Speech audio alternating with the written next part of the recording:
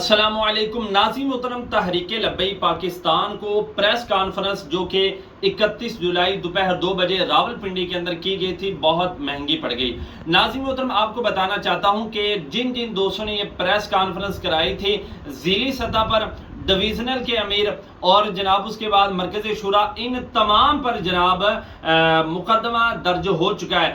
علامہ doctor شفیق امینی صاحب اور پیر عنایت الحق شاہ صاحب جنہوں نے جناب اس کانفرنس کو لیڈ کیا تھا، رضوان سیفی صاحب، عمیر الازہری صاحب اور اس طرح دیگر جو ہے وہ شفیق قادری صاحب، جناب جو یہ دوست تھے پریس کانفرنس کے اندر۔ ناظرین محترم، ان کے خلاف دہشت گردی کی FIR جو ہے وہ درج کر دی گئی ہے۔ آپ کو بتانا چاہتا ہوں کہ حق کی آواز بلند کرنا بھی اب جناب مشکل ہو گیا ہے۔ حق آواز آپ بلند کریں گے تو یہ بندے آپ کو اٹھا لیں گے۔ ناظرین محترم، اس کی مثال کہ جناب شہریار کموکا جس نے گستاخ کے سر کی قیمت 20 لاکھ روپے لگائی تھی، اس کو گرفتار کرنے کے لیے وہ نہیں ملا، تو دیکھیں یار پولیس کی غنڈہ گردی کہ جناب گھر کے اندر چھاپا ڈالا، ان کی ہمشیرہ کو جناب جو ہے وہ اٹھایا گیا، ان کے بچوں کو جناب جو ہے وہ اٹھایا گیا۔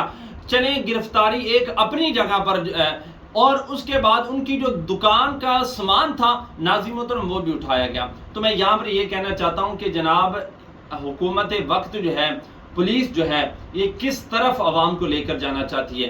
کون سا قانون جناب آپ کو یہ کہتا ہے کہ جناب بندہ نہ ملے تو ان کے گھر کا سامان آپ نے اٹھا کر لے کر آ جانا ہے؟